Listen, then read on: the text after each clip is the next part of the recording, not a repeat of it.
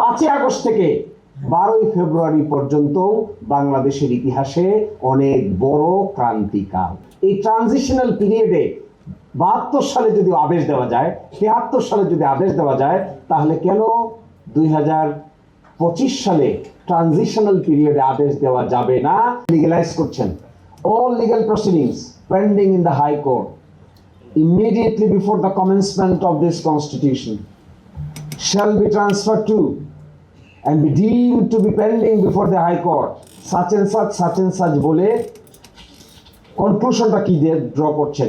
Any provision of this Constitution enabling or requiring Parliament to legislate shall, until the day upon which Parliament first meets, as aforesaid, be construed as enabling the President to legislate by order, and any order made under this paragraph shall be in effect as if the provisions thereof had been enacted by Parliament.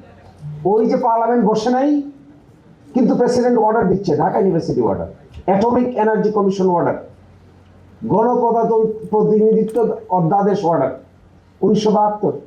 Parliament তো বসে নাই, parliament বসবে 7 এপ্রিলে। তার আগে president order দিচ্ছে। এই যে দিচ্ছে অর্ডারটাকে সংবিধানের 4th তফসিলে বলে দেওয়া হচ্ছে এই অর্ডারগুলো প্রেসিডেন্টের উপর ক্ষমতা আরোপ করা হয়েছিল বলেই তিনি দিতে পেরেছেন।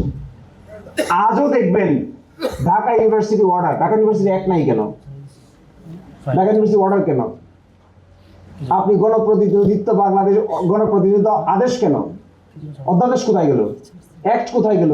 অ্যাটমিক এনার্জি অর্ডার কেন? অ্যাটমিক এনার্জি আদেশ নাই কেন? অ্যাটমিক এনার্জি অ্যাক্ট নাই কেন?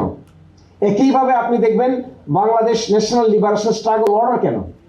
কারণ ওই সময়কার যে সময়টাতে পার্লামেন্ট ছিল না, প্রেসিডেন্ট সাহেব ছিলেন, প্রেসিডেন্ট সাহেব এই অর্ডারগুলো জারি করেছেন, কারণ এটা ছিল ক্রান্তিকাল। 5ই আগস্ট থেকে 12ই ফেব্রুয়ারি পর্যন্ত বাংলাদেশের ইতিহাসে অনেক বড় ক্রান্তিকাল। এইটা একটা ট্রানজিশনাল পিরিয়ড। এই ট্রানজিশনাল পিরিয়ডে 72 সালে যদি আদেশ দেওয়া যায়, 73 সালে যদি আদেশ দেওয়া যায়, তাহলে কেন 2025 সালে ট্রানজিশনাল পিরিয়ডে আদেশ দেওয়া যাবে না? তার কারণ যদি সরকার দল দেখাতে পারেন, তাহলে আমরা আমাদের আর্গুমেন্ট উইথড্র করে নিব। আর যদি না দেখাইতে পারেন, তাহলে ওইটা মাইনে নেওয়াটাই শ্রেয় হবে। সকলে ভালো থাকবেন। আসসালামু আলাইকুম।